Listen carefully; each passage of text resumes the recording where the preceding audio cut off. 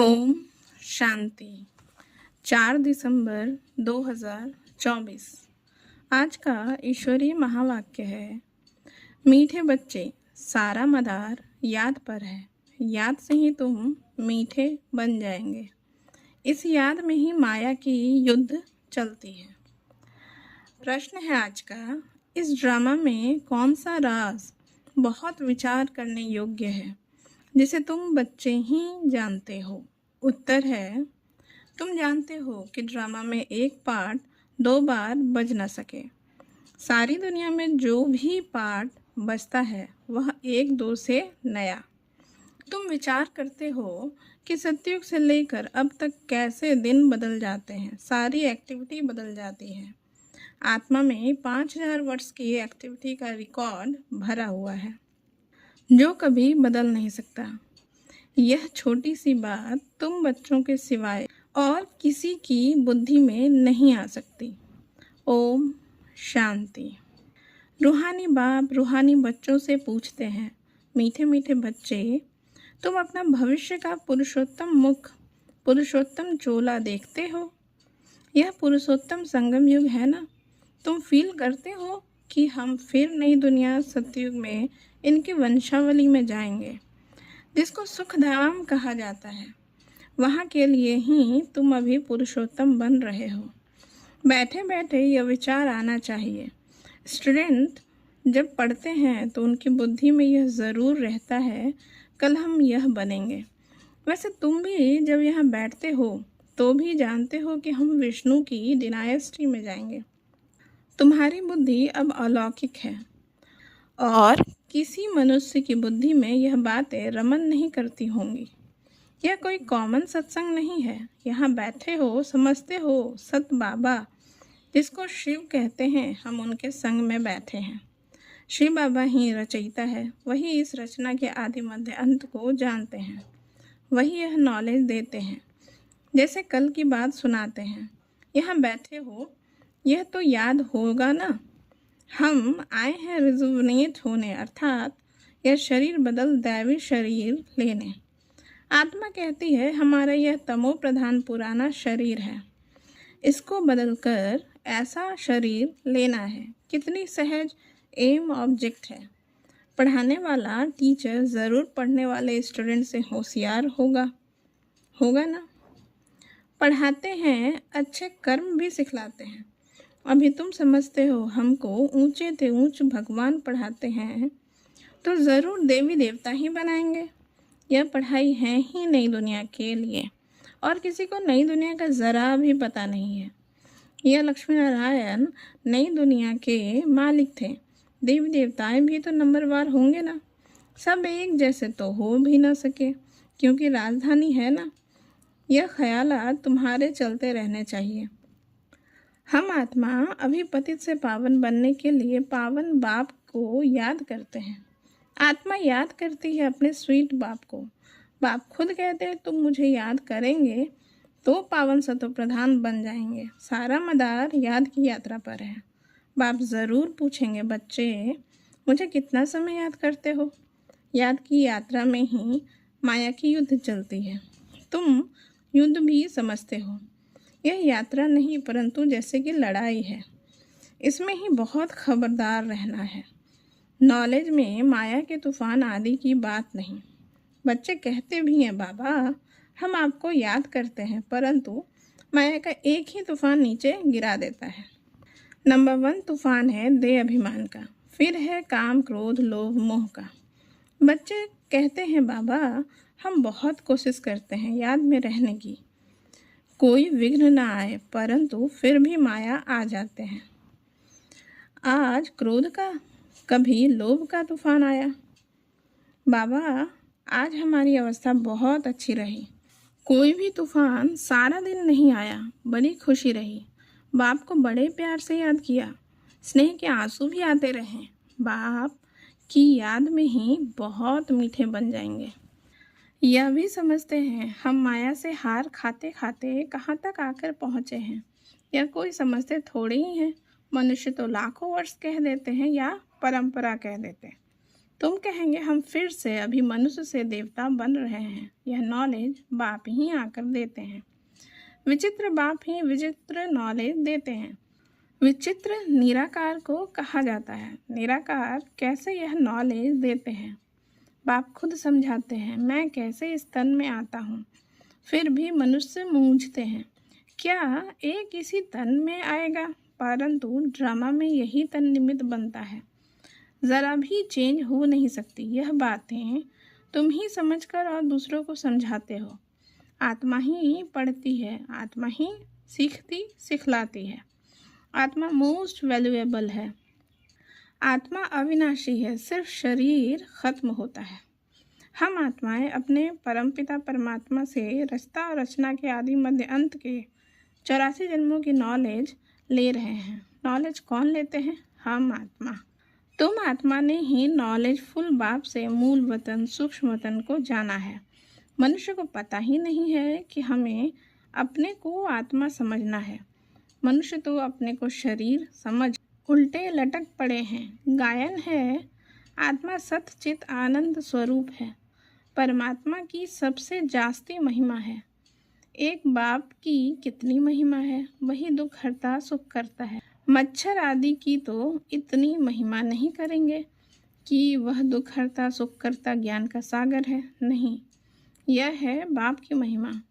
तुम बच्चे भी मास्टर दुख हरता सुख करता हो। तुम बच्चों को भी यह नॉलेज नहीं थी, जैसे बेबी बुद्धि थे। बच्चों में नॉलेज नहीं होती और कोई अवगुण भी नहीं होता है, इसलिए उसे महात्मा कहा जाता है, क्योंकि पवित्र है। जितना छोटा बच्चा उतना नंबर 1 फूल, बिल्कुल ही जैसे कर्मातीत अवस्था है। कर्म अकर्म विकर्म को कुछ भी नहीं जानते, इसलिए वह फूल हैं। सबको कशिश करते हैं, जैसे एक बाप सभी को कशिश करते हैं। बाप आए ही हैं सभी को कशिश कर खुशबूदार फूल बनाने। कई तो कांटे के कांटे ही रह जाते हैं।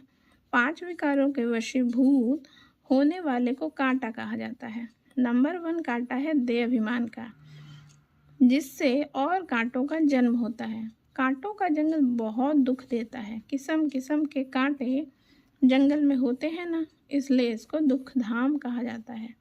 नई दुनिया में कांटे नहीं होते, इसलिए उसको सुखधाम कहा जाता है। श्री बाबा फूलों का बगीचा लगाते हैं। रावण कांटों का जंगल लगाता है, इसलिए रावण को कांटों की झाड़ियों से जलाते हैं और बाप पर फूल चढ़ाते हैं। इन बातों को बाप जाने और बच्चे जाने, न जाने कोई। तुम बच्चे जानते हो ड्रामा में एक पार्ट 2 बार बज न सके। बुद्धि में है सारी दुनिया में जो पार्ट बजता है वह 1-2 से नया। तुम विचार करो, सतयुग से लेकर अब तक कैसे दिन बदल जाता है। सारी एक्टिविटी ही बदल जाती है। 5000 वर्ष की एक्टिविटी का रिकॉर्ड आत्मा में भरा हुआ है, वह कभी बदल नहीं सकता। हर आत्मा में अपना अपना पार्ट भरा हुआ है। यह छोटी सी बात भी कोई की बुद्धि में आ न सके।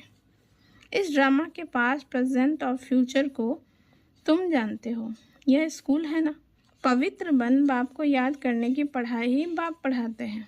यह बातें कभी सोची थी कि बाप आकर ऐसी पतित से पावन बनाने की पढ़ाई पढ़ाएंगे? इस पढ़ाई से ही हम विश्व के मालिक बनेंगे।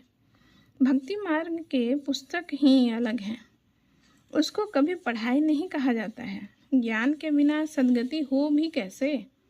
बाप बिना ज्ञान कहाँ से आए जिससे सद्गति हो? सद्गति में जब तुम होंगे तब भक्ति करेंगे, नहीं, वहाँ है ही अपार सुख।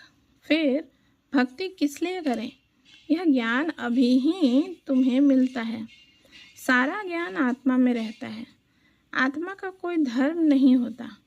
आत्मा जब शरीर धारण करती है फिर कहते हैं फलाना इस धर्म का है। आत्मा का धर्म क्या है? एक तो आत्मा बिंदी मिसल है और शांत स्वरूप है, शांति धाम में रहती है। अभी बाप समझाते हैं सभी बच्चों का बाप पर हक है। बहुत बच्चे हैं जो और धर्मों में कन्वर्ट हो गए हैं, वह फिर निकलकर अपने असली धर्म में आ जाएंगे। जो देवी देवता धर्म छोड़ दूसरे धर्म में गए हैं, वह सभी पत्ते लौट अपनी जगह पर आ जाएंगे।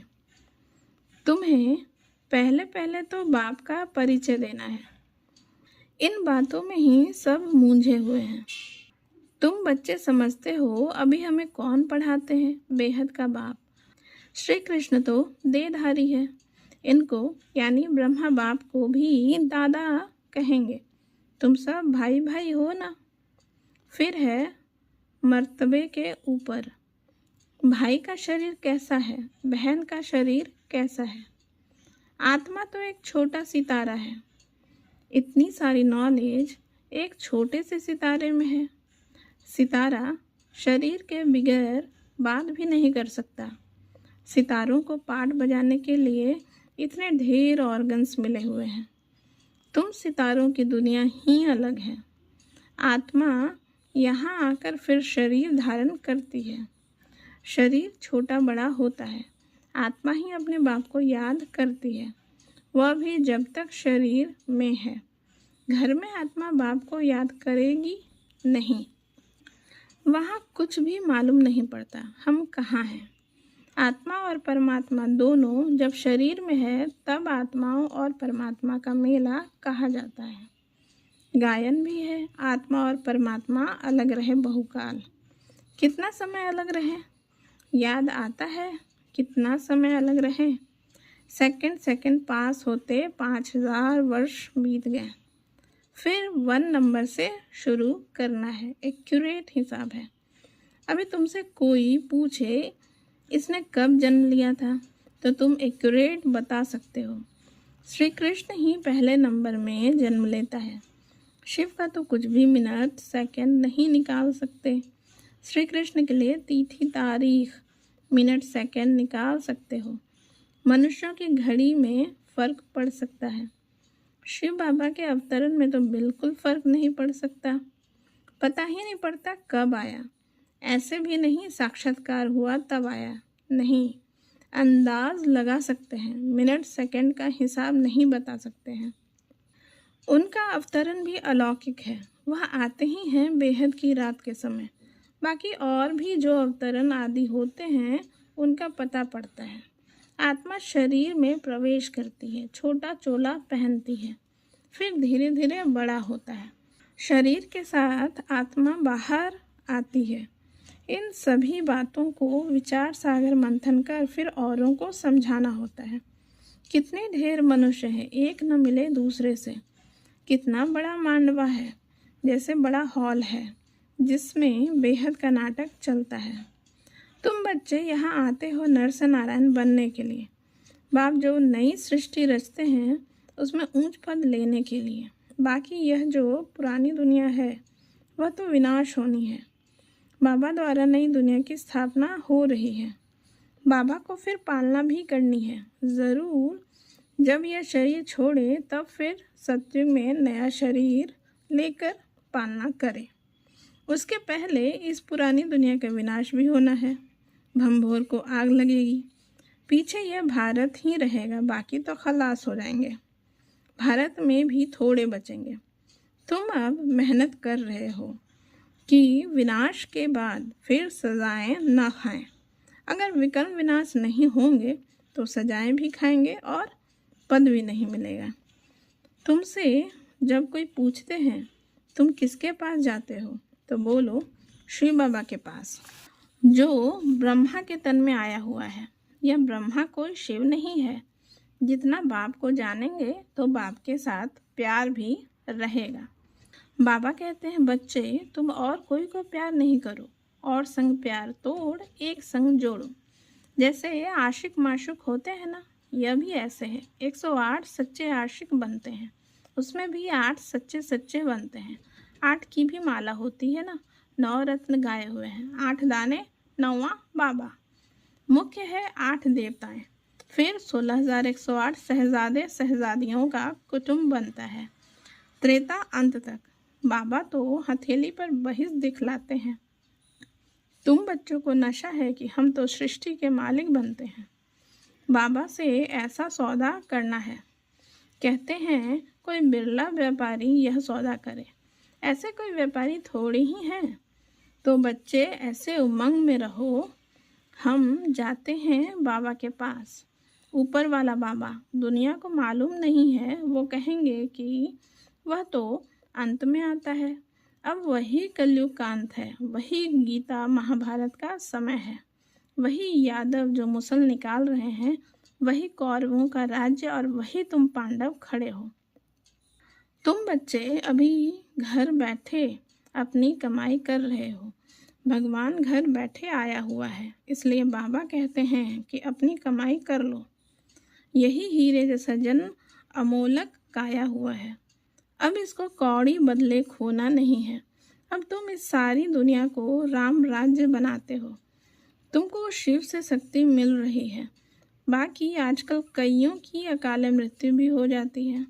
बाबा बुद्धि का ताला खोलता है और माया बुद्धि का ताला बंद कर देती है।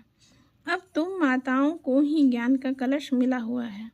अबलाओं को बल देने वाला वह है। यही ज्ञान अमृत है। शास्त्रों के ज्ञान को कोई अमृत नहीं कहा जाता है। अच्छा, मीठे मीठे सिकीलधे बच्चों प्रति माता पिता बाप दादा का याद प्यार और गुड मॉर्निंग। रूहानी बाप की रूहानी बच्चों को नमस्ते। हम रूहानी बच्चों का रूहानी माता पिता बाप दादा को भी याद प्यार गुड मॉर्निंग, नमस्ते नमस्ते नमस्ते। थैंक यू बाबा, शुक्रिया बाबा। आज की धारणा का मुख्य सार है, पहला नंबर, एक बाप की कशिश में रहकर खुशबूदार फूल बनना है। अपने श्वेत बाप को याद कर दे अभिमान के कांटे को जला देना है। दूसरा नंबर, इस हीरे तुल्य जन्म में अविनाशी कमाई जमा करनी है। कौड़ियों के बदले इसे गंवाना नहीं है। एक बाप से सच्चा प्यार करना है, एक के संग में रहना है। वरदान है, ब्राह्मण जीवन में सदा खुशी की खुराक खाने और खुशी बांटने वाले खुशनसीब भव। इसका विस्तार है, इस दुनिया में आप ब्राह्मणों जैसा खुशनसीब कोई हो नहीं सकता, क्योंकि इस जीवन में ही आप सबको बाप दादा का दिल तख्त मिलता है। सदा खुशी की खुराक खाते हो और खुशी बांटते हो। इस समय बेफिक्र बादशाह हो। ऐसी बेफिक्र जीवन सारे कल्प में और किसी भी युग में नहीं है। सतयुग में बेफिक्र होंगे, लेकिन वहाँ ज्ञान नहीं होगा। अभी आपको ज्ञान है, इसलिए दिल से निकलता है, मेरे जैसा खुश नसीब कोई नहीं। स्लोगन है, संगम युग के स्वराज्य अधिकारी ही भविष्य के विश्व राज्य अधिकारी बनते हैं। ओम शांति।